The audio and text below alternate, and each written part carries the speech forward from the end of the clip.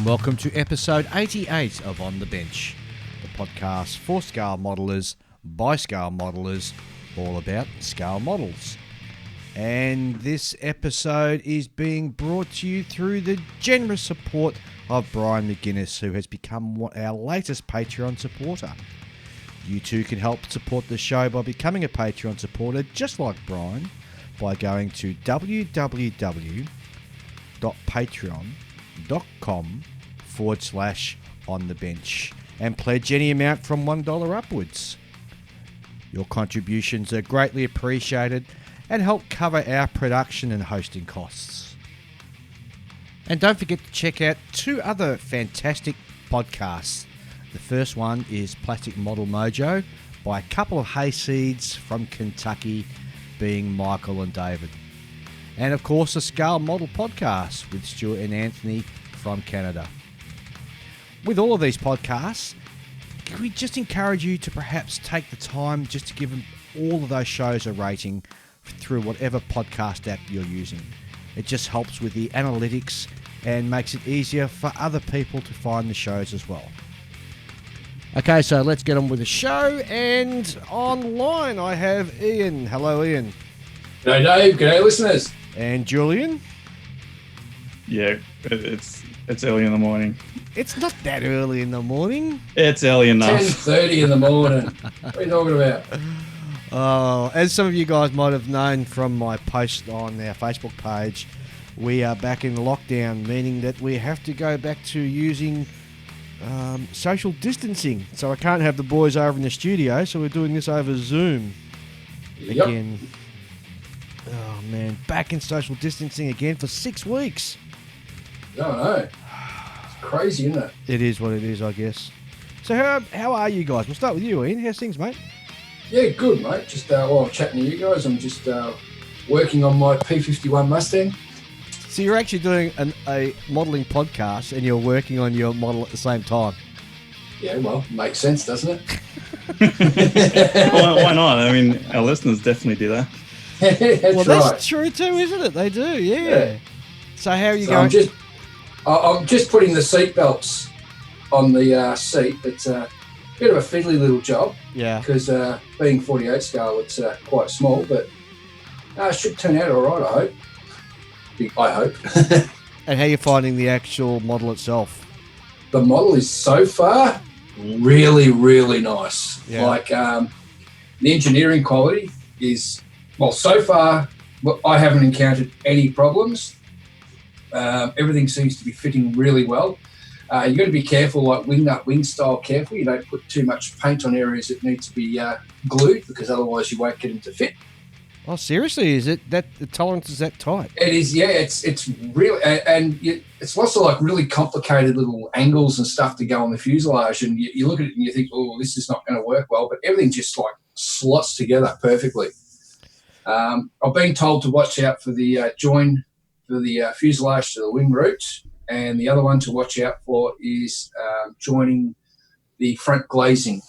Apparently, when you put the instrument panel in, it raises a little bit higher, so I've got to be a bit careful with that. Yeah, didn't one of our benches write into you and let you know that there was an issue, or not an issue, but you just got to take care with one of those 2 points? Correct, yes, yeah. Yeah. And that's exactly what I'm doing, taking care. Oh, very good. What scheme are you doing this one in? This one's going as Short Fuse Sally, which is a European based one. I think it was based in England. Let's see, Short Fuse Sally, flown by Major Richard E. Turner from the 356th Fighter Squadron, 354th Fighter Group, 9th Air Force, in Orconte, France, in September 44. So it's a filletless Mustang, so it hasn't got the filetted tail. Lots of kill markings on the side. Nice blue band on the nose with stars on it, with a white spinner. Some nice invasion stripes. And the thing I like about it is it's got the unshrouded exhaust, so it looks a bit hot roddish. Well, gee, I could almost be tempted to go and buy one of those kits on the recommendation you've just given. It sounds like it's... look, so far it's been and the detail is phenomenal inside. Yeah. Very good. Julian, what have you been up to? Not much. So I'm approaching the end of my month of holidays, and like all holiday periods, I always plan on getting a lot done and end up getting nothing done at all. I know. I just like as soon as it actually arises, like I just every time I look outside, it's raining or it's cold, and like I really need to go and put a flat coat on this thing, but that's not happening. Too wet. We wake up in the middle of the day, and it's nothing worse when you're got time off or a set amount of time, and at that beginning of that time period, you say, I'm going to do this, this, this, and this. And then when you get to the end of, your leave or whatever, you hadn't even achieved 5% of what you said you were going to do. Yeah. Once the pressure is off to actually mostly that's called procrastination in this day. Well, that's something I'm pretty good at. I'm very, very proficient at that. Oh, geez. Yeah. What about you, Dave? What have you been working on? Since the last fortnight, I've been doing a little bit more on the torpedo boat destroyer. It doesn't come with its own photo etch, so I've had to sort of dig around in my scraps box and pulled out some railings and stuff like that. So I'm slowly working on that, but I've been immensely busy with work with these virus outbreaks here in Melbourne, Australia. So that's kept me busy. I've been working, 14-hour days. But thankfully, I'm now on a couple of days break, so we can do the recording, which is a day late because of that very reason, actually. And I've got some plans tomorrow to perhaps sit down on the bench and get some work done. So that means you got tomorrow off. I got tomorrow off and Tuesday off as well. Yeah. Oh, geez, you won't know yourself, Dave. Yeah, I'm just hoping I don't get distracted by a computer game or something like that, because I'm really keen to get back into. Yeah, that's my main problem at the moment. Distractions. Oh, there's nothing worse, is there? Anyway, it's all part of the beautiful fabric of life, is it not? It is, Dave. That it is, mate.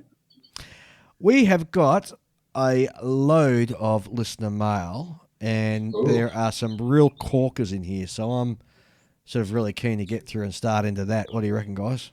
Yeah, sounds like a plan, Dave. Fire away. And then perhaps we'll have a break afterwards. All right. So the first one is from Brandon Walters. And Brandon writes, hey, I think if I started a model company, I'd call it Front Office Models and focus on standalone kits of 1/32nd and 1/24th cockpits with cutaway panels. A lot of people put so much effort into something that is barely seen, and judging by the interest in Wingnut Wings Lancaster and the Lancaster cockpit, I think there would be quite a market. As Julian points out, you can start with big sellers of Mustang, Spitfire and 109. Of course, for all the people who always need a little more, there'd be plenty of space for Edward to step in with photo etch details. That's cheers from Brandon in Ontario, Canada. That's very interesting. Bad idea for starting a model company, just doing cockpits with cutaways. Very interesting. Yeah. Well, I think the only other brand I know that did cockpits was Eschi. Oh, did they? Yeah, only those big 112 scale jobs. You had the F104 and the F16 cockpits you could buy. Okay. David Waples wrote in, and he just mentioned that there are a couple of retailers that already have the new Fokker Tri. What's it called? The Mung Fokker DR1. Yeah, DR1. Already listed with a price, and the basic kit is going to be around $39 $49, which is I think. Jeez, that's cheap. Interesting price that it's coming in at already. And that is so cheap. So that'll be really interesting to see how that sort of plays out. And when you compare that to the price of what the Wingnut Wings kits were, I mean, it's huge. A huge decrease. Practically giving them away at that price. Just about. Dale Tice So writes if anyone from Means listening, Yeah. send us a couple so we can give a good review. Yes, absolutely. Dale Tice writes in, "Hi Dave, Ian and Julian. I'm responding to the listener from the last episode who asked about track jigs. Master Tools do track link jig, and I find that it is a beautiful tool to use. Also, I've started my Bismarck 1350 scale kit, and I'll keep you all posted on that progress. And please find attached some photos from the track jig, and thanks again for your amazing podcast." Now, I had a look at the Master Tools track link jig, and you know what? It's something I think I need to go and buy and in my toolbox. It looks really, really cool. Ah. So if you're interested, just follow, just punch into your Google search that name, Master. What did I say? Master Tools track Master link Tools. jig, and it will pop up. Now the next one is from. Here we go. Sorry guys, I'm just jumping around as I try to get it. From David Haddican, and David writes in, "G'day, just wanted to email you all to say how wonderful the shows are.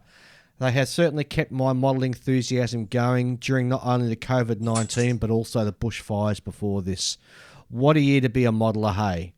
Very glad that I have gotten into the hobby again following my immigration to Australia in 2018, and you guys have definitely kept it entertaining. Anyhow, enough of my waffle. Just want to thank you again. And to add my suggestion for what do you call a group of modelers? Surely there can only be one answer. And as much as I like sprue, we must call it a stash of modelers, because there's loads of us tucked away in tiny cupboards gathering dust, hiding from our partners. Great work. I'm surprised that one did not turn up the last time we talked about it. Yeah, I thought that was that's very good. A stash of modelers. I do like that. Yeah, it's quite good, isn't it? Okay. Next one comes from Brian Latour, good friend of ours in Canada. "Hi guys, still listening and enjoying your podcast. I'm writing from Ottawa, Canada, where I'm doing my part to stay home as much as possible. I was thinking about your last episode on what you'd do if you were to start a model company and what my plans would be. If I wanted to start a model company, the first thing I would do is step outside and go for a walk until the idea goes away, because purely from an economic perspective, I probably shouldn't quit my day job to start a modelling company. If either of that doesn't work, or I become rich like Peter Jackson, then I have everything figured out. I would do resin busts in 1/10 scale. I would focus on female historical figures, as they are often underrepresented in the market, and there is definitely a demand for them. Most importantly, I prefer painting busts of female subjects anyways. So my first one would be Linda Litviak, the World War II Soviet ace, and would focus on figures from that time period representing female soldiers, spies, resistant fighters, etc., etc., etc. Also, I try to leverage Kickstarter, as that is a fairly well-accepted way to get into the market and start up a new product. Though I would want to establish myself a little first, so as not to be an absolute first project. All the best, Brian. P.S. Someone mentioned Cthulhu. It has already been done. Reaper Miniatures has one for about $40 US. Ooh. Which is used Reaper Miniatures, hey? Yeah. Which is used for... Okay, well, that just took me off of the bench. Which is used... And onto the net while I'm chatting. Apparently it's used for the Cthulhu Death May Die game, which is approximately the same size as a toddler. Wow, that's huge.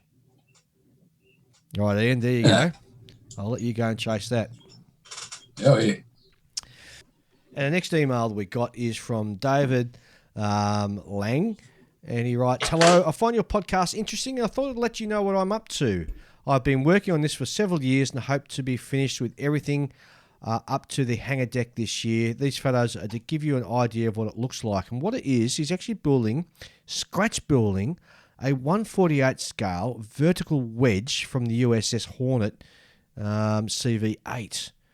and he's got it with figures. So he's got a picture of like the ablution areas. Oh, it's not called ablutions on a ship. Looks like a engineering space, and it's just like a slice through the ship with all the different working spaces within the carrier. And I'll post some of these to our Facebook page because they look absolutely stunning, and the work is just absolutely brilliant. So thanks very much for passing that on. That's really fantastic. Next one from Glyn Adams, and Glyn is currently sitting on an oil rig off the Canary Islands. So g'day, Glyn. Hey. He says, hi guys, I'm told we have a gym on board, but I've not managed to find it yet. Gee, it could be that hard to find a gym on an oil rig. Anyway, so he goes on. I usually pack a couple of model armour kits to work on in my free time. We're not allowed to travel with any sharp knives in our luggage, so I've managed to obtain a couple of disposable scalpels from the medic on board. However, all model painting has to wait until I get home. On to my points. There are two things that niggle me and may be worth discussing. The first is the colour of sprues. Tan and greys are no problem. It's the darker colours such as dark green and recently the Tamiya Cromwell 4 black. This is really quite different and difficult to build with joins and alignment. How do they choose these colours and why black? Are there many other black plastic kits lurking out there only to be revealed after opening the box at home? Secondly, possibly more frustrating are finished model sizes. I mainly build 1/350 scale ships and 1/35 armour, and finish size is important. Trumpeter, Zvezda and Revell seem to put finished sizes on the box, but not everyone does, and almost no one puts the finished sizes on armour kits. That's quite an interesting question, isn't it? Well, with armor kits, it makes sense because, I mean, if you know what the size of one, you know it's going to be roughly the same size, right? Unless you're talking about something like the FT-17, which is tiny. And I guess, well, yeah. With ships, I can definitely understand. Oh, I agree 100%. And you need to have an idea of how long. I mean, because I made that mistake where I bought the Chinese aircraft carrier, and after buying it and then having a closer look, I realised I'm not going to be able to fit it into my display case because it's too big. So I haven't built it yet. But yeah, that's and I think if you go to the likes of Scalemates and perhaps those areas, sometimes they'll have descriptions of the kit and the length of it there as well.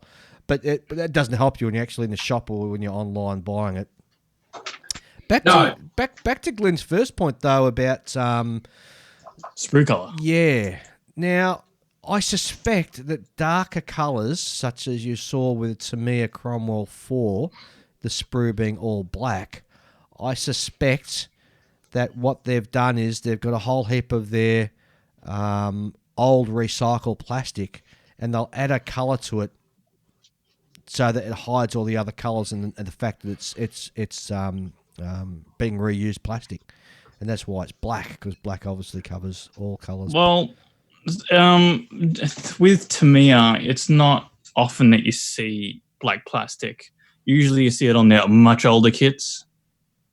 Like I think their SU-122 tank destroyer, the Russian tank destroyer, I'm pretty sure that's a kit in black plastic. I didn't know the Cromwell was. No, but that's a recent kit though, is it not?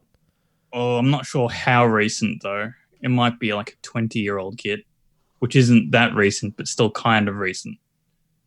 Yeah. It's still like, when I say recent, it's recent enough that it's in the sort of the recessed panel lines era.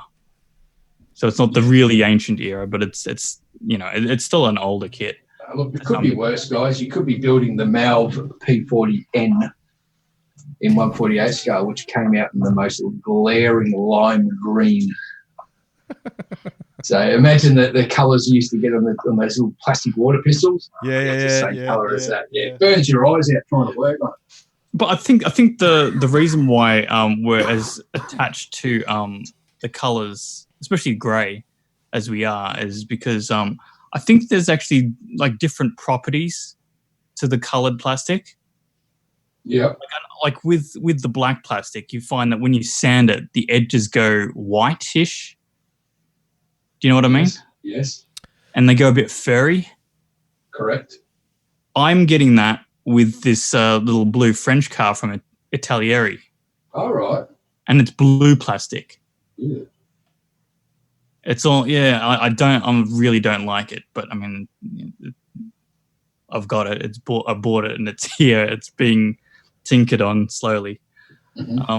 But any colour of the sprues is because that colour's been introduced in the actual moulding application. Because generally, from my experience of working in the plastics industry, you have to add colours to plastic to get the different sort of plastic. So any changes that you're seeing, Julian, as a result of like when you're sanding, isn't necessarily because of the plastic properties, but it might be because of the colours that's been added to it.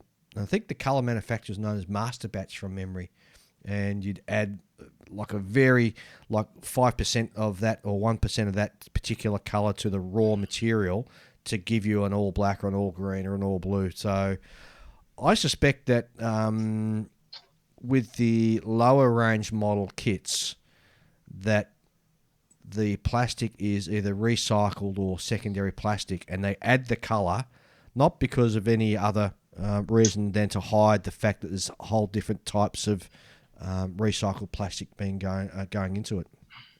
Yeah, that's my thought. Makes sense. Makes sense. Yeah, and and why even if it was good, even if it was good quality plastic, it still wouldn't make any difference if it's still black, because black is just too hard to spot. Oh yeah, I absolutely agree, 100%. I reckon having your sprues in black is the dumbest idea I've ever heard of in my entire life. Just as having 1/350 scale aircraft done in all that clear styrene, because that's stupid as well. But anyway, it's just my thoughts. Well, calm down, Dave. Yeah, I know.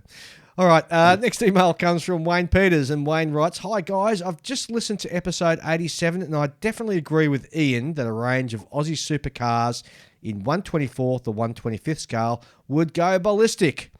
Yes. Early era Brock, Moffat and Johnson, which are famous racing drivers here in Australia, cars to start off with and then expand the range to include modern vehicles such as the Monaros, Tiranas, Commodores, Falcons, BMWs, etc., etc., etc.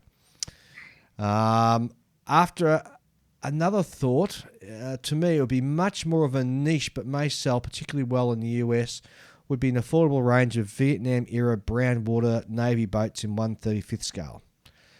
And actually, I thought there was some of them had already been done in that. There are a few, but not many. Not many, yeah. You need to do a lot of, to do more, you need to do a lot of work to the existing kits. Well, Wayne's listed a whole heap of boats. There's the ASPB, which is the assault support boat, patrol boat. There was the SEAL support craft. There was the PBR, which and to me, I've actually released them in the past. There's the PCF, which is the patrol craft fast, known as a swift boat. There was the patrol air cushion vehicle. And, of course, there were ATCs and monitors, which were modified. Air cushion vehicle. Well, everyone loves a hovercraft. Yeah. And there were ACT and monitors, which were modified LCM-6 landing craft, I should say. And the US, it's interesting because during the Vietnam War, you sort of saw a progression back to the monitors and almost the old patrol riverboats from the interwar period that used to be on the Chinese station between World War I and World War II. So, yeah, good idea, Pete. Wayne, I should say. Not Pete, Wayne. While you're on the subject of hovercraft, yeah, there's one hovercraft kit that I know of that almost no one would actually buy. I think it's made by Hobby Fan, who is the other name for AFV Club. And it's a full resin kit. So it's going to cost you a lot of money. It's a Vietnam era hovercraft, I believe. Yeah. But what I would actually consider buying is a 1/350 scale, one of those Russian huge hovercrafts that have like tanks on board and everything. Have you seen one of those? Yeah, things? 1/35th. That'd be huge. No, 1/350. Sorry, Oh, yeah. 1/350. Yeah, I thought I said 1/350. In any case, there's some pretty good photos of like one that showed up on a beach where all the people were actually sunbaking. Yes, they were good. They'd gone to the beach. It was like a pretty crowded beach, and they're all just having their good time there with their families. And suddenly they had to clear off because the Russian military showed up and started unloading all their tanks and things. Apparently, it's actually a beach that's reserved for military use, but for most of the time, the military doesn't actually use it. So when they showed up, everyone sort of had to go, "Oh, okay, I guess we better clear off." I think that's in the Black Sea somewhere. I think somewhere in Russia, where Russia is up around the Black Sea way. I'm pretty sure it is. Yeah, well, it's either there or the north. Well, there wouldn't be too many beaches Arctic in Sea, it. which wouldn't be a very good sea for. No, there wouldn't, would it? Oh gosh! All right. Okay, Emilio writes in, and he's chiming in on what we should call a group of modelers, and he's saying that it should be known as a stash. And he's also just writing in, love the podcast, keep up the great work. So thanks for that, Emilio. Yeah, thank you. Now, this comes from Eric Kitzner. And Eric writes in, hi guys, sorry to hear that COVID cases are rising in Victoria, but trust that Aussie spunk will bring the hammer down and you'll get through this. Anyway, while working on a couple of dioramas and endless searching for appropriate figures in 1/72nd, it struck me that kit manufacturers should offer a service, perhaps by subscription, wherein you could upload a scanned photo showing people near your prototype using AI and image recognition software, perhaps plus pre-built libraries of uniforms from different eras. The software would 3D render figures in whatever scale you wanted, and then the figure is 3D printed. Voila! Custom diorama figures in the poses that you want and in the scales that you want. Actually, you could take that a step further, and you could also have the faces of people that you know transposed onto the 3D printed figure. Captain Dave. He wants a 350 scale with his little hat. Yeah, I could be an open Stackenführer or something like that. Or I could be a general, or I could be posing on the bridge of the USS Enterprise as it steams through the Pacific in World War II. Geez, the ideas are endless there, aren't they? They are. Anyway, I could see Ian's head on like a Civil War bust. Me is a Civil War guy. Yeah, like an American Civil War cavalryman or something. Oh, right. Would you put Ian in the Union Army or in the Southern Army? I don't know enough about the conflict to say. Oh, that's interesting. Yeah. I don't know. I'll have to think about which army I'm going to stick Ian into if I was ever going to do a bust of him. So thanks very much, Eric from Silicon Valley. We appreciate that. Next one comes from Andy Roche. And Andy writes in, if I can open it up, the email. Hope this email finds you all well. I saw this kit in my local hobby shop today when I picked up some paints, and I thought, why not? It's $35. I just opened the kit and looked through the sprues. I'm currently trying to drown my regrets in Ian's beverage of choice, bourbon. This kit is ridiculously oversized. I'll probably still build it though. It's been a while, so I thought I'd check in with you guys and share a laugh of my bad decision today. Take care. And he sent a picture, and it looks to be a lacrosse missile. And I'm struggling to see the... Hang on, if I can make it larger. It's US Army lacrosse missile system, which is in the back of the old six-wheeled sort of trucks from World War II. But it's called Renwall Blueprint Models. I've never heard of these guys before. Who are they called? Renwall Blueprint Models. REN. Oh, Renwall. They've been around for donkey's years. So that's an old kit then. Oh, yeah. Oh. Hopefully, Andy, you're going to have a lot of fun building that, so I can't wait to see pictures and see how it turns up. Mark Box writes in, and he said, listen to the podcast and had a couple of thoughts on group names.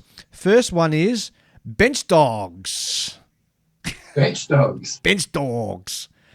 I like it. That's not a bad one. Another one is Spruce Spitters.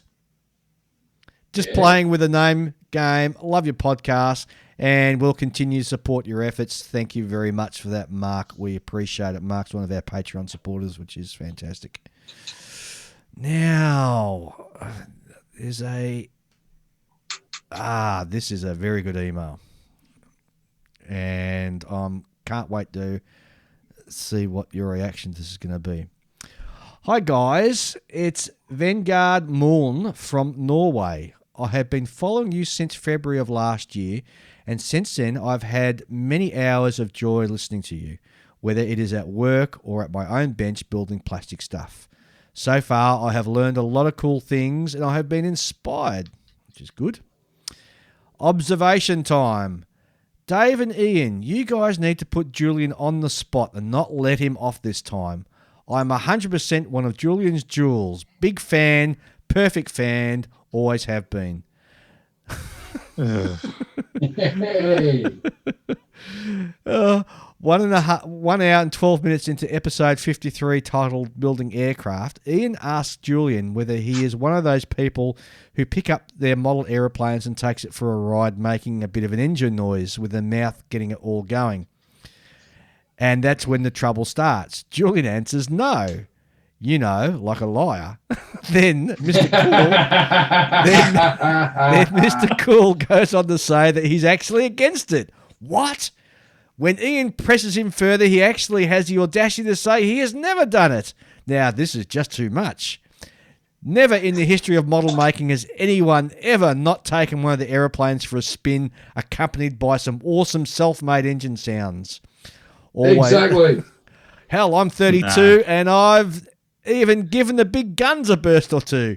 For God's sake, Julian, think about your jewels. There are thousands of jewels out there who shouldn't have to feel ashamed because of your dishonest comments.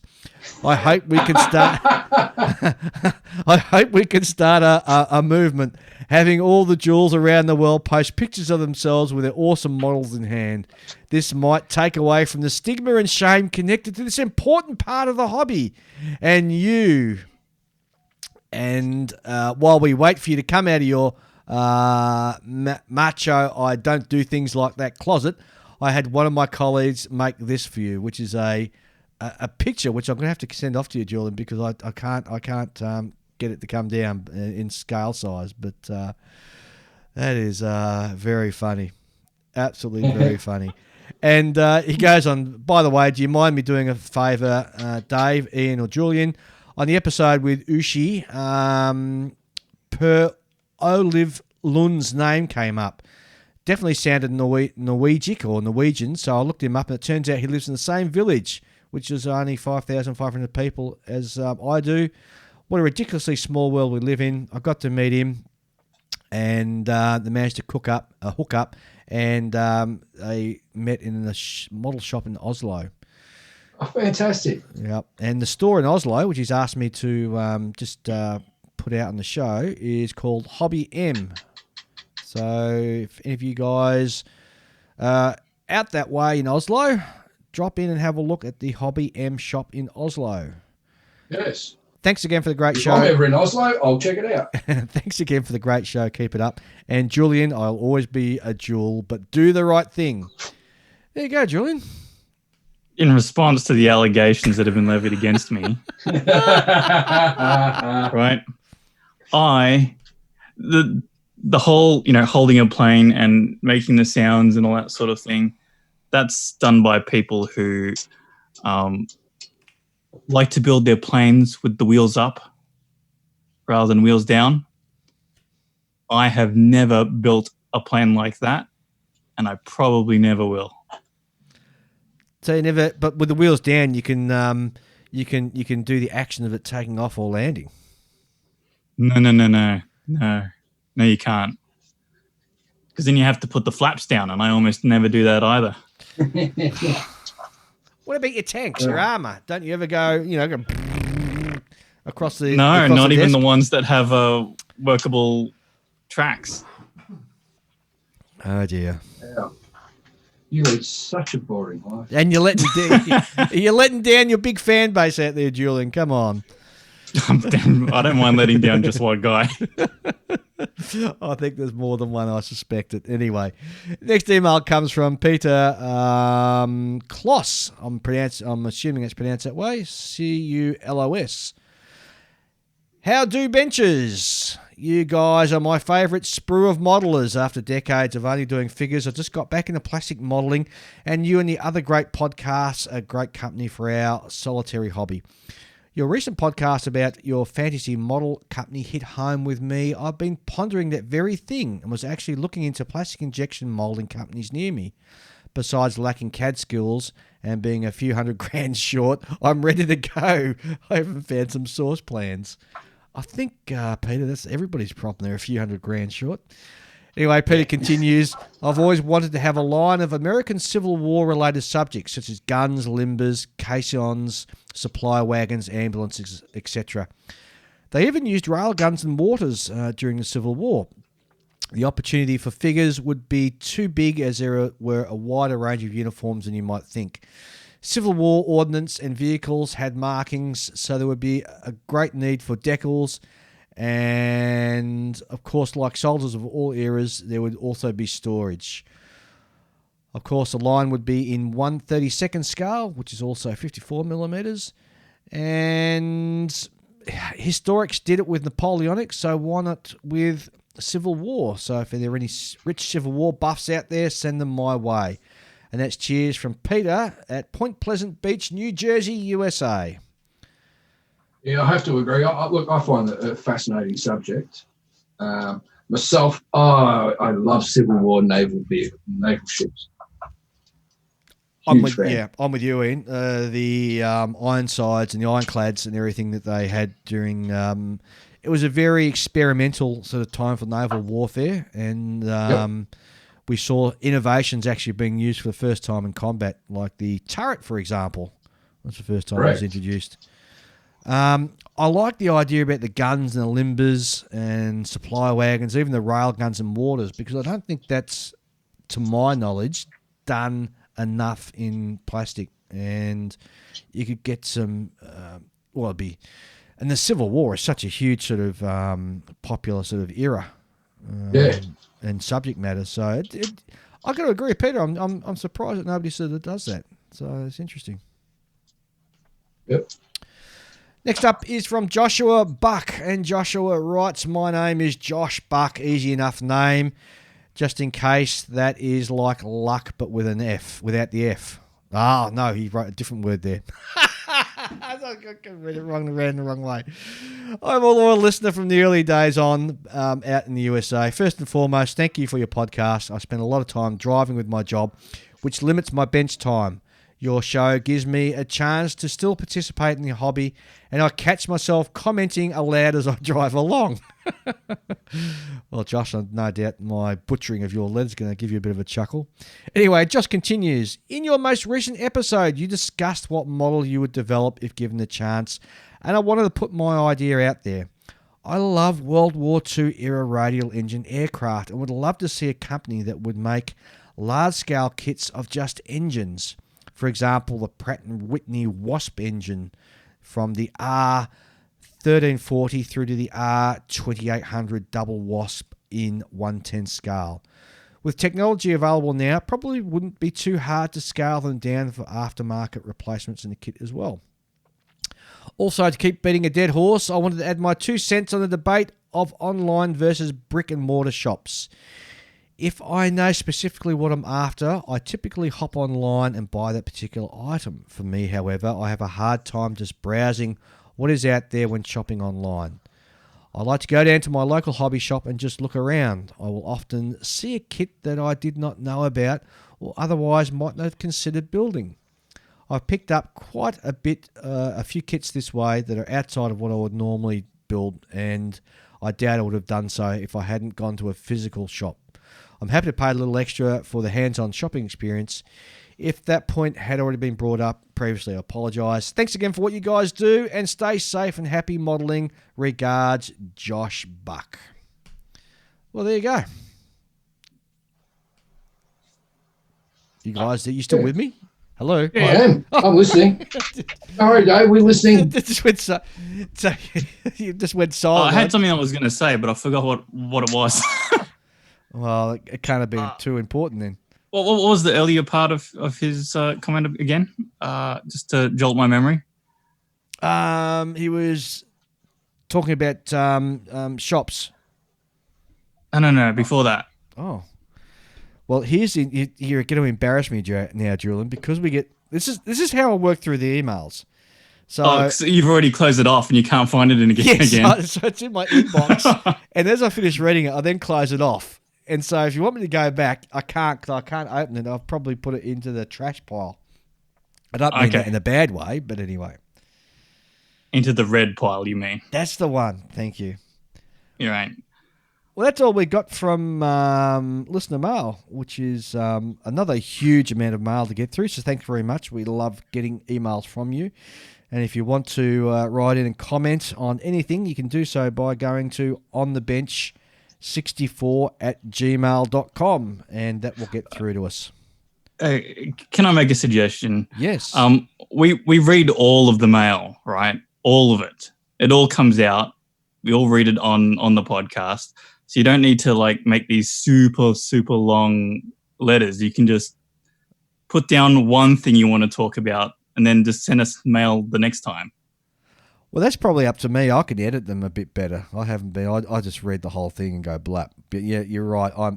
I'll still allow our listeners to write. Because if you put too many different thoughts down in the one letter, then I forget what we were talking about by the time you finish reading it out. Yeah. Well, maybe I should sort of pause between the different things and then come back to it. Anyway, that's something that we'll figure out at this side of the microphones, so that you guys out there don't have to worry about it or think too hard. How's that sound? Yeah, that's a good point. Yeah. All right. I suggest we have a quick break, and then we'll come back and have a look at what's new in the modelling world. In the meantime, we'll hear from our sponsor, SMS. How does that sound to you guys? Sounds good to me, Dave. All right, we'll be back very shortly.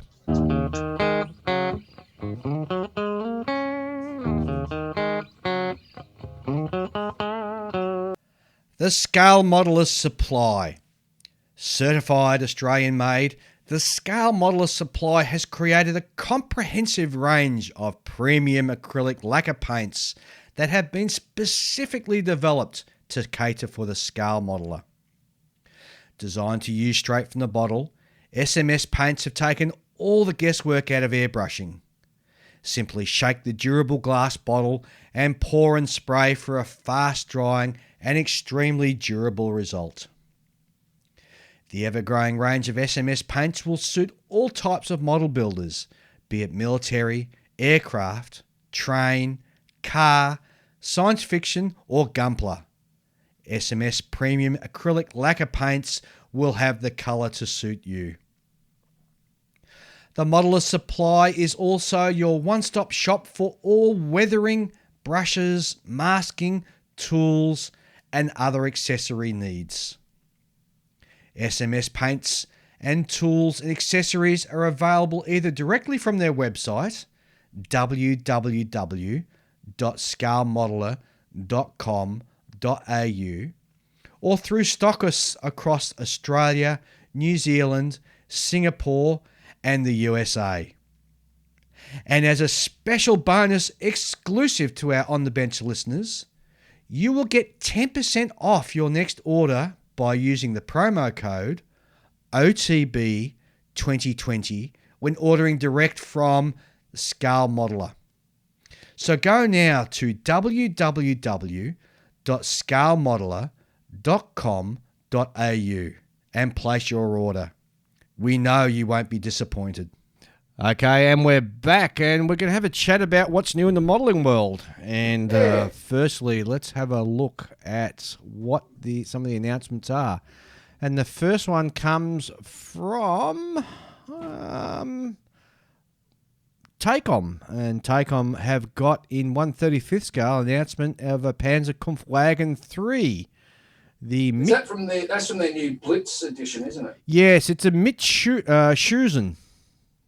Schusen, yeah, it means it's got the side skirts. Yes, it does. So, interesting looking model, and I've built a Takom kit before, and they're great little tanks. And for listeners out there, Ian's doing some painting while he's actually talking. Sorry, guys, I'll just close that down so you don't hear it as much.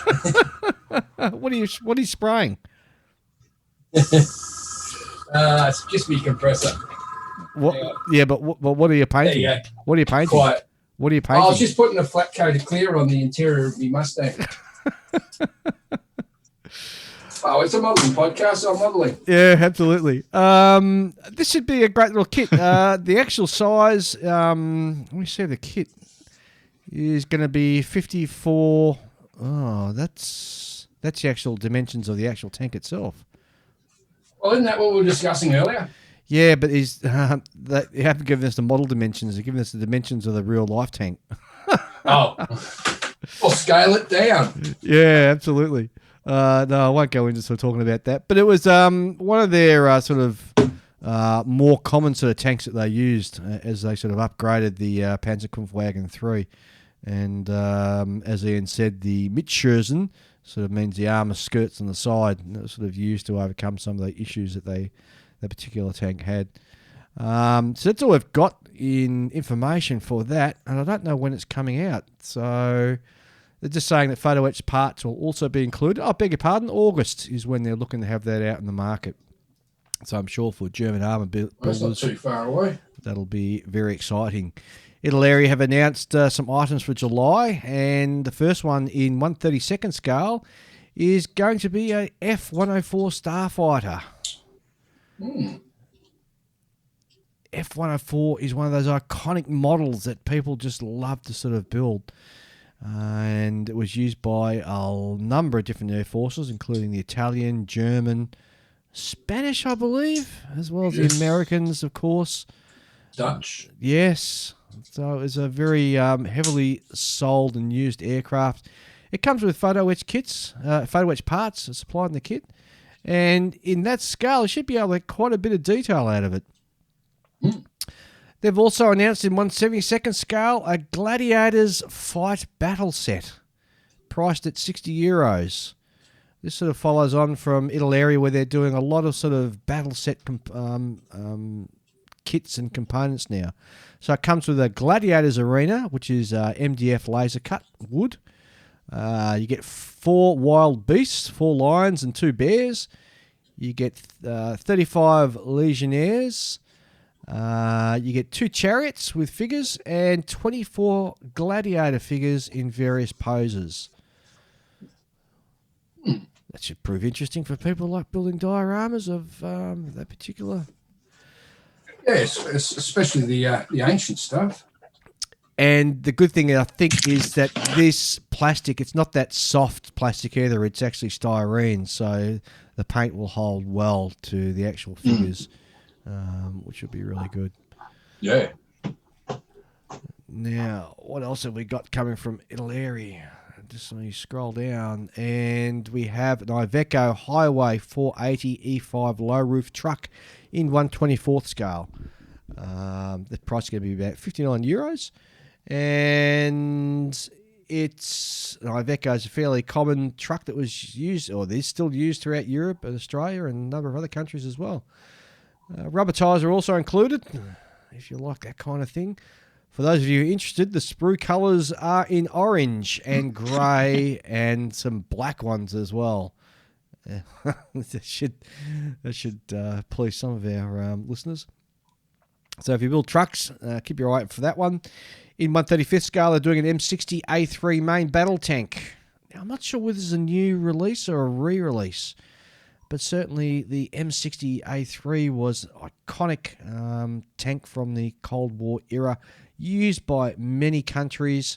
First developed in the 60s for the United States Army, and it was developed and designed to become the evolution of the famous M47 and M48 Patton series. It became the most important main battle tank of the US Army during the Cold War era. And the decals and painting guides for the Spanish Army, I believe, the Egyptian Army. I didn't realize the Egyptians actually used it. That's interesting. During the Cairo uprising in 2011, they were used. Ah, well, there you go. Also, the Republic of China Marine Corps. And there's a colour scheme there for the 8th Infantry Division, 68th Armour Regiment, C Company, used in Reforger 82. And last but not least, one for the Royal Saudi Land Forces Army as well. So you got quite a few different examples of different schemes that you can use there. So that should be interesting. It comes with link and link track too. Yes, which is really good. I'm a big fan of that. Sheet of mesh and some strings, so you can do your tow cable. Very nice looking kit. In 1/24th scale, there's a BMW M1 Pro car. That'd be one for Julian. What do you reckon, Julian? Goes with markings for Nicky Lauder's car. I don't know. I mean, you don't get the Marlboro. It's got the Marlboro symbol, but you don't get the Marlboro. I think it's a cool looking car, but if this is the car I think it is, this is the one with this where it's got two BMW roundels on each of the rear corners. Right. I've always thought that looked stupid. You know, it's kind of like if you had like Rolls Royce putting their like Flying Maiden type thing that sticks out of the bonnet. If you started just putting them all over, yeah. If you started just like putting them everywhere all over their car, and it just looks stupid. Yes. Next announcement from Italeri is a T-38A Shooting Star in 1/72 scale. Price is going to be €21. It's going to come with decals for 6 versions, which will be interesting. And I've always fancied the Shooting Stars being a very iconic and quite a pretty looking aircraft, actually. So yeah. That's it. I like the Greek markings. Yes, yeah. You're gonna dirty it up like the Greek ones if you. The Greek ones get really filthy, don't they? They? I don't have the courage to do that kind of weathering. No, I'm the same. That's all we got from Italeri. Bronco Models have announced that they're doing a PLA Air Force J-20 Mighty Dragon 12th stealth fighter in 72nd scale. I think there's been a couple of these starting to pop up now, but I think it's the first time it's in 72nd scale. So this is the Chinese effort to do a stealth aircraft, I guess to go up against the F-22. It's a large aircraft, that's for sure. It'd be interesting to see one of these in 1/32nd scale, I reckon. So we'll wait and see. So that's it from Bronco. No, I beg your pardon. There's also another announcement from Bronco, and that is a North American F-51D Mustang from the Korean War. Jeez. It's a popular subject. It is a popular subject, and constantly being done. And of course, Ian's building one right now. So yeah, and this one comes with what markings for 2 American, 1 Korean, South African, and an Australian one. And the Australian one, which should interest the Australian audiences for sure. I've got to say, though, the artwork, the side profiles look weird. The artwork of the profiles look weird. The artwork of the profiles. Yeah? Yeah, they look kind of stumpy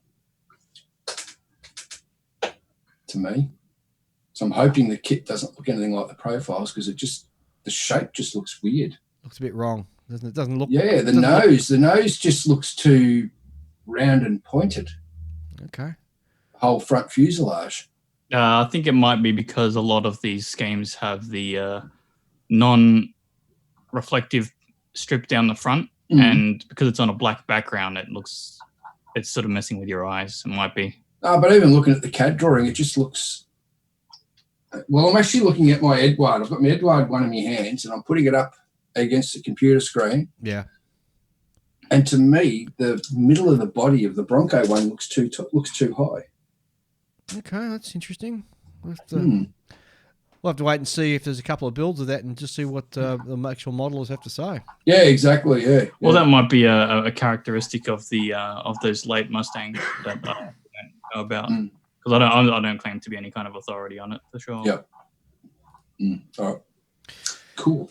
Tamiya have announced two surprise announcements, and they're doing in 1/32 scale a Marder 1. So this is interesting. And they've also announced that in, I think it's the same scale, if I can just scroll. My thing's gone away. They're doing a Panzer Kampfwagen 4 Als F. There you go.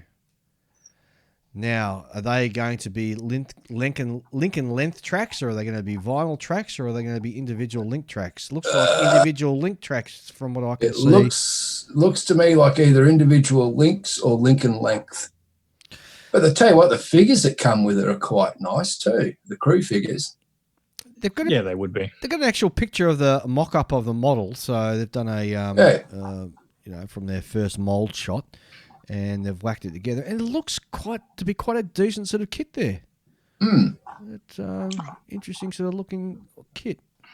Yeah, totally agree. I mean, so their new figures are pretty damn high quality. I believe they're actual scans of real people.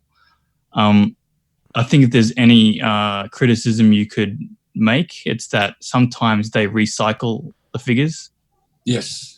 So, for example, there are, I think, 2 separate French tanks that they do that have a hatch at the back of the turret that the person sits on. And that figure is exactly the same in both kits. So, if you wanted a different figure with a different kit, you're not going to get it. I could be tempted to buy that kit. I reckon it looks really good. Yep. That's it from for me. Have you guys got anything new before we go? I'm just having a look there for Masterbox. Oh yeah, you mentioned the Masterbox is releasing 2 new sets of figures. One called Wounded Brother, which is from the Indian War series, which is 3 Indians. Not sure which nation they're from. They use a lot of black face paint by the looks of it on the artwork. But yeah, it looks like one guy's carrying off a wounded comrade and another guy's giving a bit of supportive fire. Nice looking figures. And the other one they're bringing out is a trench section from World War I or World War II, which would be really handy for those guys who like doing their World War I dioramas. Very cool. I can imagine like someone maybe trying to link a whole bunch of these together to make some kind of diorama. But look, even still, just that section would be probably just looking. How long is it? It'd give you an idea of the length. Yeah, well, I mean, that's probably all you need, actually. Because you could do that, build that into a diorama base and have like a World War I Mark I or a Mark II tank straddling the trench. It'd look quite good. Yeah, I mean, I think it would make a pretty nice, lightweight, simple diorama to put some figures in. Exactly. As opposed to the old method where you'd have to build it all up yourself out of maybe like a block of wood and everything else. Yep. Yes. True. And of course, we've got news from the Falcon. He's written in with a whole heap of stuff as well. Not the Falcon. Yes, the Falcon. The Falcon. First of all, he starts off with aircraft, and he just says, "I'm not sure if it's COVID-19 related or not, but the Northern Hemisphere summer holidays, but it's pretty slim pickings this week." He's saying. So first of all, from aircraft, Kinetic, of course, have announced probably 2 years ago they're working on a couple of 148 scale Falklands War subjects. The first one is a Harrier GR-13, and really interesting is the IA-58 Pucara.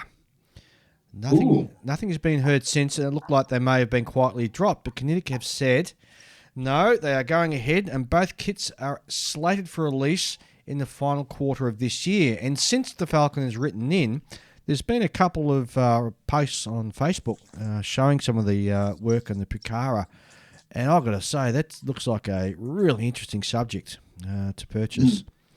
Oh, yeah. The Pucara was a two-engined, I guess you call it counterinsurgency aircraft, two-seater that was used by the Argentinian Air Force, in particular during the Falklands War. Armour, IBG have announced in 1/72nd scale a Scammell Pioneer tank transporter with a TRCU-30 trailer. Ooh, that'd be a big kit. Yeah, it would be, wouldn't it? No, it's 772, right? Yeah, but still in 72, it would still make a large kit. Yeah. Yeah. It'll be a bit long, but that's about it. I mean, you can get that kit in 35th scale. So. Oh, well, yeah, that's a point too. Yes. And that is a big kit. Yeah, those Scammels are not small vehicles. No. They're proper big artillery tractors. Yep. Armour announcements. IBG have announced I've already gone of that one. Mini-Art apparently will... oh, no, I've caught misreading the email. Mini-Art will release a version of their 1/35th scale T-34/85 with a D-5T gun without an interior. It will be cheaper and a lot less work, although it's only coming with 4 decal options. I think it's a good idea because a lot of people don't necessarily want to do the interior of the kit, just want to have it buttoned up. So I think it's a clever route by Mini-Art. And having built a Mini-Art kit with all the multiple bits and pieces that come with it, just doing a tank buttoned up is going to be enough work, let alone doing the interior. Yes. Riffield Models have announced that they will be doing a family of 1/35th scale Panzer II kits. There's no further information given, but Riffield Models' track record, you would expect that would be pretty nice.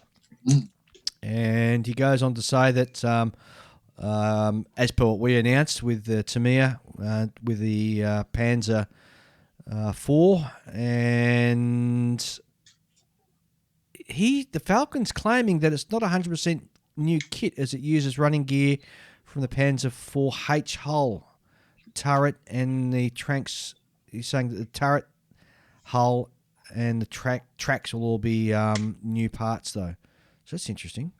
And of course, he mentions the Marder 1 tank destroyer, which is a PaK 40-75 anti-tank, which is mounted on a captured French Lorraine 37 armoured tractor. It's all new and not the Reeboks Panda kit. So there you go. So that's all the Falcon has for this week, as he said. It's been slim pickings from the Falcon, isn't it? Yeah. Oh. Have you guys got any other new announcements or new kits or tools or anything you've come across? No, not from me, mate. No. Okay. Well, that's it. I think we'll now move into our main subject. We're going to be talking about, and this has been inspired by one of our listeners, who says that we've never spoken about our actual bench and what a bench should be or look like, size, dimensions, and all that sort of stuff. So I thought, seeing the program's being called On the Bench, we should actually talk about our benches. So I'll have a very short break to hear from one of our sponsors, and we'll be back shortly.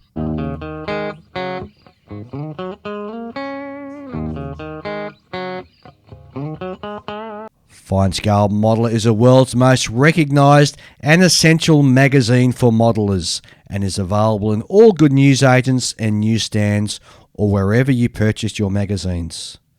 Alternatively, go to their website www.finescale.com and subscribe to either a print edition or their digital edition. Go now. Go to www.finescale.com. Okay, so what we're going to be talking about today is your actual bench and the best way to set it up, what we think that you should be looking at actually having incorporated in your bench, the size of your bench. But first of all, before we actually go into that, I guess the thing that is the most restrictive thing about the whole thing is how much room you've actually got in the first place. I mean, we all know modelers who just work from the kitchen table, and goodness knows I've done that in the past. And Yep. I guess what we're doing is a premise that you've got as much room as you need to without any sort of restrictions. So there are some ergonomic things that come into this. There's a minimum height that they suggest, or the ergonomical people, whoever you want to call them, that they suggest that you have your bench set at. And that's around 900 millimeters, or for those of you who are challenged by those type of measurements, I think it's about 25 to 30 inches in the old scale. Not too many countries actually use imperial measurements anymore. No. I think there's only two. It's the US and some other country, which I can't remember what it is. Mm-hmm. Anyway. That's 900 from the ground to the top of your bench. Yes, that's right. And they're saying that's pretty much the ideal height for any desk that you're working from, be it a computer desk or anything like that. Well, I'm doing it wrong then. Oh, yeah. What's yours? 770. A little bit low. Yeah, but then again, my seat that I use is all the way to the ground. So when I work on the bench, I'm actually working up high, so I'm not leaning over. And that's what it is. It's because you're leaning over all the time. Yeah. That's what you want to avoid. That's right. Yes. Being hunched over the whole time. So it gives you the cramps and all sorts of nasties and back problems. Yeah, absolutely. So your setup of your bench, it's something you really need to do, have a sit back and think about how you actually work. And I guess it's also dependent on whether you do your painting inside or do your painting outside as well, because that's another thing we'll need to have a bit of a chat about later on.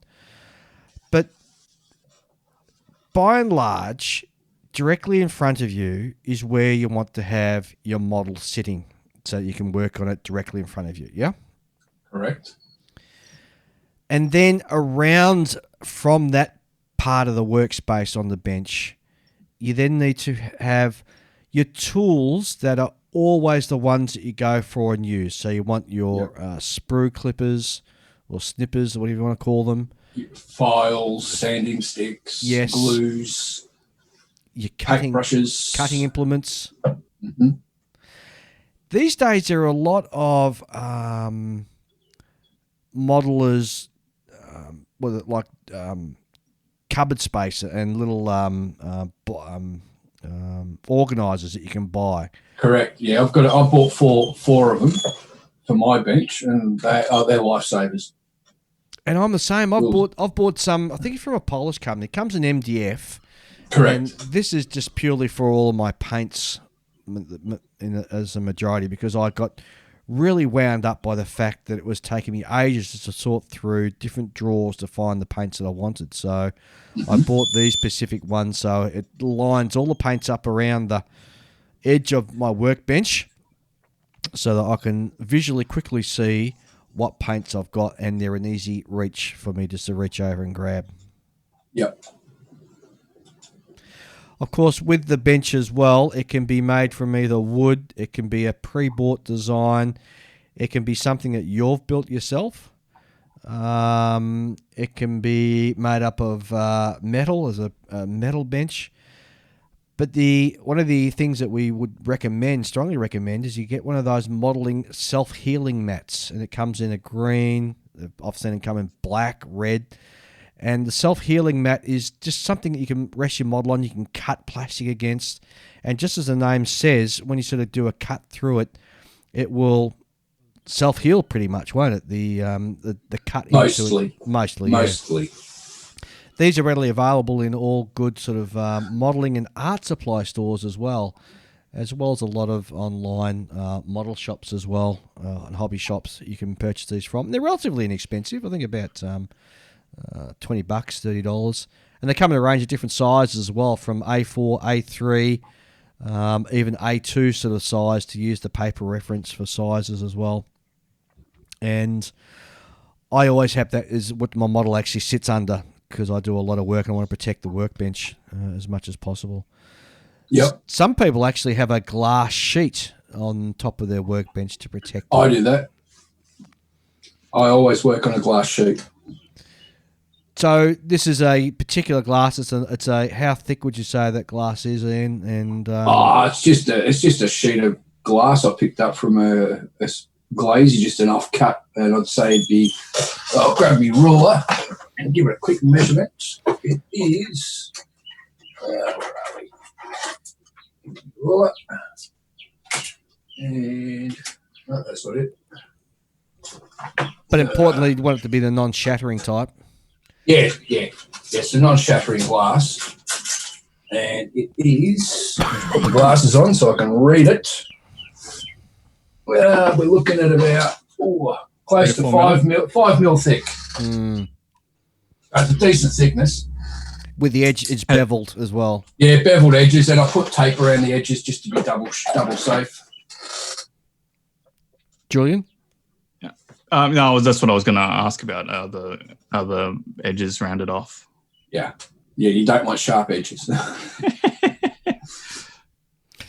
No need to cut yourself while you're cutting yourself. Yeah, exactly. Totally agree. Now, I got an old wooden desk from Ian's old workplace, because if you remember, Ian, you were chucking some out and you sort of offered this to me. And the thing is huge. It's probably about 1 metre wide. It's about 600 mils deep, and it's got a little wing that comes off on one side, which I use as my setup for my painting. Mm-hmm. I'm finding that it's perhaps too big, because the bigger my desk, the more junk I put on it, and the more cluttered it gets. Yeah, so that's one thing that I'd be aware of, yeah. I'm wondering whether it's just the way I work sort of causing that issue, or maybe I need to sort of relook at. And I'll have a talk about what I'm sort of thinking about doing a big remodel of my actual room, actually, in the future. But you just need to sort of think back as to what you're comfortable with and how you build. So when you're sort of sitting at your desk with your left-handed or right-handed, what you reach for all the time, your common sort of tools that you reach for, you want them all in easy reach and easily identifiable, so you can keep the flow going as you're in that real sort of, building zone. When you're in the zone. Absolutely. You need a comfortable chair. I just can't stress this enough. You need a chair in which you're going to be able to sit there for hours and hours and not get up and have a sore bum or sore back or anything like that. And you've actually... Yeah, Ian. What's Ian got? What? Well, I don't know how comfortable it is for him. Maybe it's very comfortable for him. But yeah, it's a pretty janky chair. Oh, my chair. Oh, yeah, Yes. that's shocking. My whole little desk setup it's too small for what I need, but I'm restricted in space, so I've just got to put up with it. Yeah, that's true. I'm restricted in space as well. Only Dave among us can afford the luxury of a big wide bench. Oh yeah, definitely.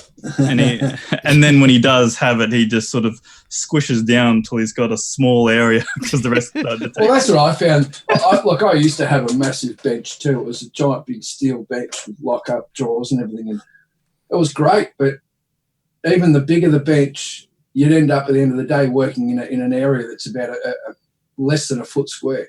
It's about the size of a laptop.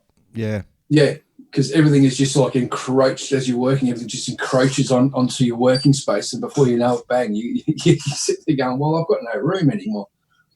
That comes down to bad discipline rather than bad design or layout of the bench, though. Oh, yeah, definitely. Yeah. Definitely. Yeah, but that discipline is something I think we all would struggle with. Mm.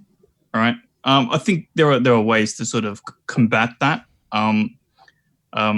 An alternative to the sort of the glass sheet is you can have a tile. Yes. Right.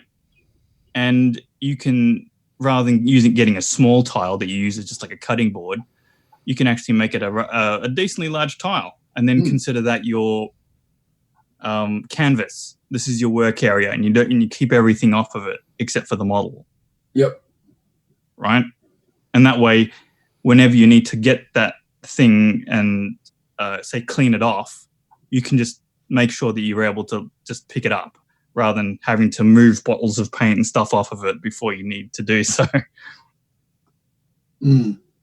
Yeah, I think that's probably a better way to sort of moving towards that discipline of like your work area will then theoretically shouldn't change unless you fall into a pretty bad habit. But even then, it's not too hard to move things aside, right? No.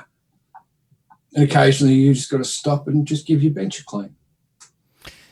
Yes, which I don't tend to do until I finish the actual model I've built. Then I'll do a clean down of the desk, and it's all nice and clean, which then inspires me to start another kit, and then I'll get all this crap and corruption spreading all over the desk again. It's annoying. Yes, I know the feeling, Dan.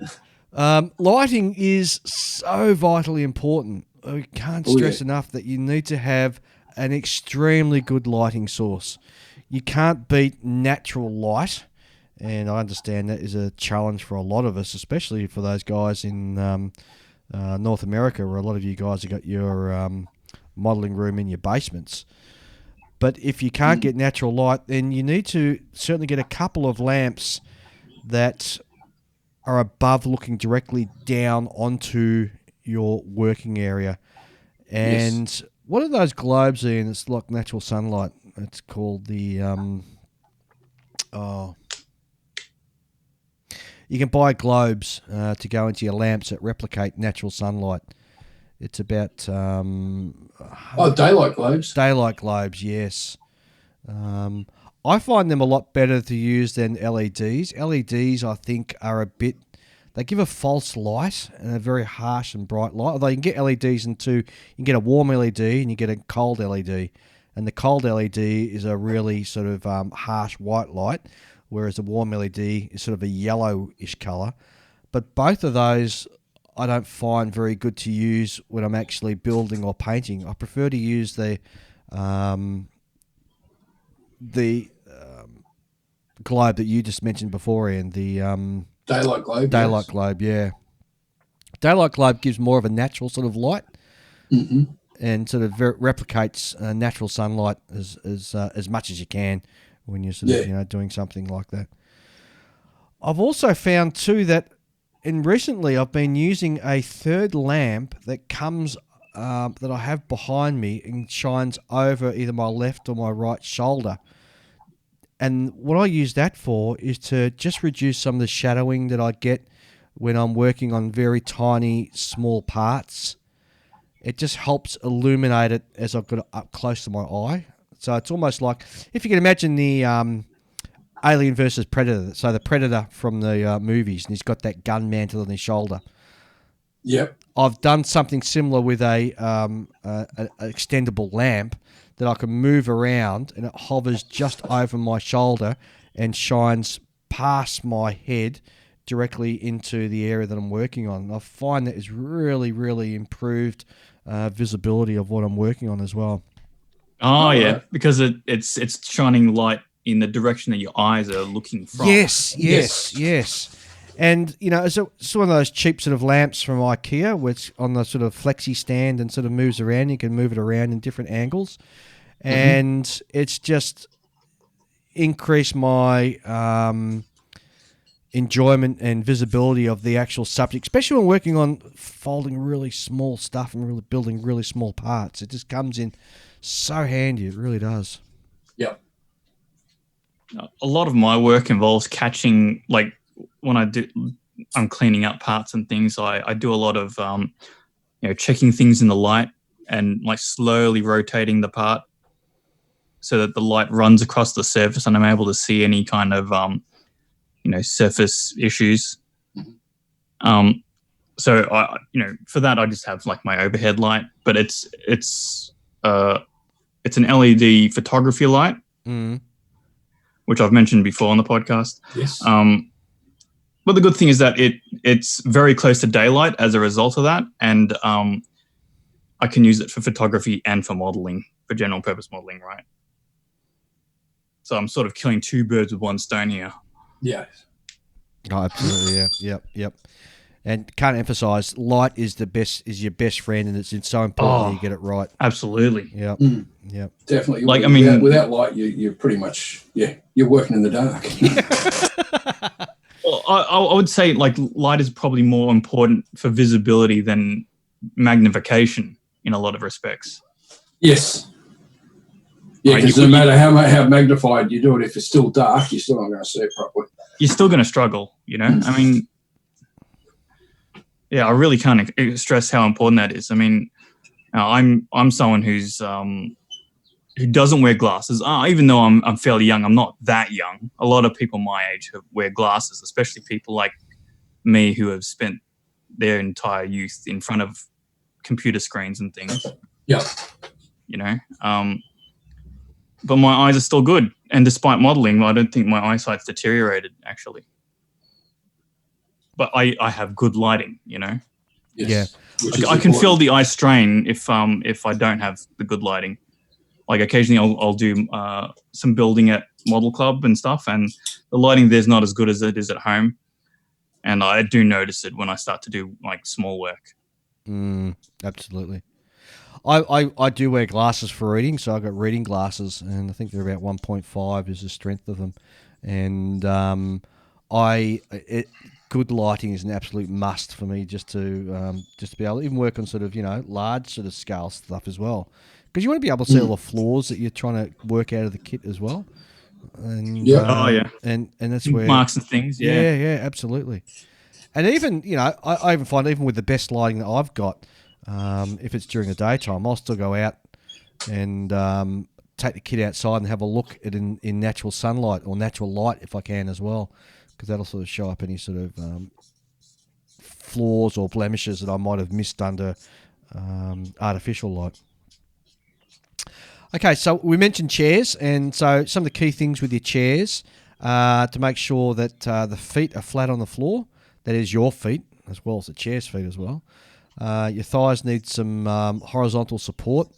Armrests, I would recommend perhaps some armrests as well, so you can just take a break and just sit back and your arms something to rest on. And it needs to have good back support, which allows your shoulders to be relaxed as well. Well, actually, I wouldn't say that like the back support is necessary at all, because most of the time if we're modeling, we're sort of hunched over. True. I would say that if hunching over is a problem that you find is something you should do something about, maybe actually like elevate your work area to an even higher level. Hunched over. Yeah. But that's like there are, like you can actually sort of like, I don't know, either build something or make a work area that's elevated above that, like maybe another, I don't know, something where you're working at eye level, right? Correct. And that brings me to where I'm sort of thinking about moving forward to incorporating into my build room is to get one of those stand-up desks. So that when I'm working on... Oh, the very desk, yes. Yeah, so you can buy desks now where you've either got a lever to sort of wind it up, extend it up fully high to suit you when you're standing, or they come with a fancy electric motor, you just push a button and it raises up or goes down. But I want to be able to have my small parts really at eye level, but also on a desk as well.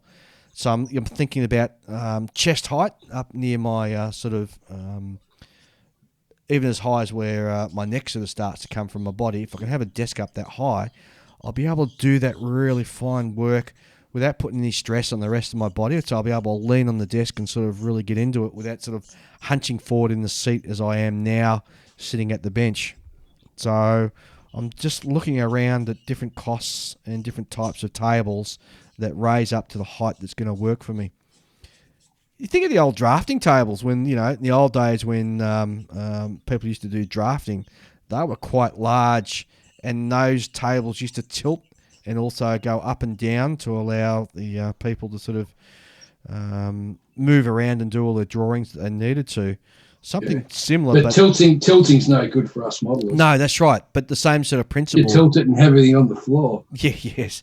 But the same sort of principle where you got your ability to sort of move your work area up or down and allow you to sort of stand up at different heights, or not stand up at different heights, but have the table come to different heights depending on what you're actually working on, I think is something that will be beneficial to me personally. So I'm going to explore that moving forward. So do we spray inside or outside, guys? I spray inside As do I. because I built myself a spray booth out of just an MDF, just made like a cheap little cupboard. Put a couple of shelves in there. Your compressor sits at the bottom. I've got a kitchen range hood, which I use as my extraction. Yep. And yeah, it works great. I do not. I spray, well, not really outdoors. I spray out in the garage. So it's undercover, but it's not outdoors. How do you find it during winter or high summer? Look, most of the time I'm happy all year round because I'll go out there to paint after I get home from work. Yeah. Right. And like the clothes I wear for work are good enough for staying outdoors for long periods of time anyway. Yeah. So I can just walk straight out there and start painting immediately. Yeah, you're right to go. Yeah. So, but when I'm at home on holidays, you know, I'm in house clothes. I don't rug up indoors. So the prospect of going outdoors and rugging up, I can't be bothered. Yeah. So not much painting gets done then. No. And I always take my holidays in winter too because I don't want to go outdoors. Ah, you social butterfly, you, Julian. I'm lucky enough that I can paint inside, but I think the issue, I need to get my better ventilation done. Even though I've got a painting booth, I need to vent it a bit better, so that will be part of the upgrade that I'll look at doing in the future. Have it vented directly outside rather than what it currently is. So I've got it vented into the room at the moment. It goes through the captures all the particulates as it sucks it out, but I find that the smell still remains inside. So I need to work on improving that, and I will moving forward. What about the and if you have the ability to do this, what type of flooring would you look at having in your timber? Yeah. Yep. Well, with timber, you don't have the carpet monster. Well, that's true. Lionel. It's a lot easier to find bits on a timber or vinyl floor than it is on carpet. Yeah, but on the other hand, it bounces, right? Parts will bounce. Yep. On the plus side, you can do the thing where you put a light like right on the floor and it'll cast shadows across it where the parts are, right? Yeah. Although it sounds good in theory, it usually doesn't help at all. Oh, I find it does. Also put a stocking over the end of your vacuum cleaner hose. That usually picks the bits up pretty quick too. I've got brown carpet, or sort of a funny brown carpet. It's not dark brown. It's sort of I don't know what sort of brown it is, but anyway. Back in the 70s, man. No, it's not in the 70s. What the hell? No, are you talking his about? house is brand new. Yeah, I know, but brown carpet's so 70s. He just likes the proper definition for whatever shade of carpet that is, but it's not brown. Anyway, I find that parts still bounce a hell of a long way on carpet, let alone if it was a hard surface. Mm-hmm. So I don't know whether it'd be any different if I went and got a hard surface. Mind you, I've had a couple of paint spills on the carpet in my build room. Have you now? Yes. So that's the one drawback about having carpet in your modelling room. Although I think it's a lot warmer in winter having carpet than it would be to have a bare surface like lino or wood. Yes. And it cuts down the echo as well and the noise like that. That's what I thought. I don't know. Yep. So, yeah. And, you know, I have to say, I've mostly recovered most of my stuff that I have dropped. And if I haven't been able to find it in the first 10 minutes, I'll go away and come back and have another crack, and generally I'll find it. Or if I have the part that is the same size and dimensions as the one I've lost, I'll drop that within eyesight, see where that and falls. lose both. No. I don't know. It does something with my brain. so that I can see that one. Then I've got the imprint of what I'm looking for, and I generally find the second one pretty quick after that. And it sounds crazy and mad, but it works for me. I don't know what it is. I don't think it sounds crazy or mad. It actually makes something of a sense. It sounds crazy mad when people. I've heard of it before, and I've heard of people sort of explain. Oh, well, then if I see how it bounces, I'll know roughly how far it will have bounced across the floor. I'm like, that's not the same thing. It doesn't work that way. It's not the bounce I'm looking for. What I'm doing is, if anybody out there has ever done shooting before, you'll understand the term getting a mental sight picture. And that's what I'm doing with the second part that I drop on the floor. I'm getting a mental sight picture, and it just helps me find the original one that I've lost in the first place. And I've got to say, 90% of the time that works. So I'd recommend that. If you're not just trying to like make your wacky method sound cooler than it really is. I don't have wacky methods. My methods are all scientific and well researched. Trust me. Trust you. Trust me, I'm a podcaster. I know what I'm talking about. That's a big ask. Okay, so if you're ever doing anything daggy, just relate it somehow back to shooting, and it'll sound cooler. Yeah, well, I guess so. But you watch the amount of emails we're going to get in saying, "Yeah, Dave's right. I fully agree with Dave." Anyway. Dave, the part sniper. Hey, that's why I'm such a good shot, because I've got very good sight picture image that's burnt in my brain from years and years of shooting, and I've got medals from shooting competitions to prove it, Julian, as you've seen before. Yeah, I've seen you. Trinkets, he calls them. Trinkets. Gosh. Wow. Yeah. Heard it all. All right, guys. Have you got anything else we should be looking at having on our bench or working with our bench if we had the opportunity to start from scratch and redesign and build our room? Oh, you know what we haven't spoken about is entertainment systems. Oh, like yes, having music. Yeah, gonna have a music. You get ability to watch TV if that's what you're into. A computer screen. No, it's too much of a distraction. Oh, it's funny. Some people like having old war movies just playing in the background. Yeah, I know. I couldn't do it. I'd be too distracted. Yeah, I'm the same. I couldn't do it. Just watching the movie. Other people need to or like to have a computer screen near them so that they can look at reference material while they're building, which I think is not a bad idea at all. But it needs to be in such a position that it's close and you can get to it pretty easily. Yep. So you look at having a monitor sort of mounted that you can either fixed directly in your eyesight or just off to the side, the left or the right. Music sound system, of course. So when you finish listening to our podcast, you can put your favourite tunes on and listen to that instead. Yep. Gee, I'm trying to think of what else. I think that's about it. Yeah. Julian? Well, there's only so much we can talk about the bench itself. It's usually just a platform. It all comes down to your own personal, what you use, how you use it, what genre of modelling you're doing. So it's more an individual thing. You can do like a basic setup, but then you've got to hone it yourself. And I think you've really hit on the nail on the head where you said hone it down yourself, because as you sort of do your own work, you'll design your desk layout to suit how you work. And you'll find some things work. If you even have that luxury, though.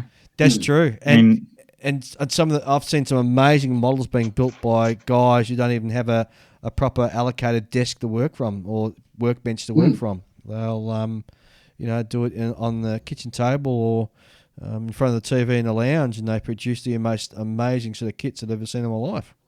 Yeah. Good skills. Very good skills. Yeah, totally agree, mate.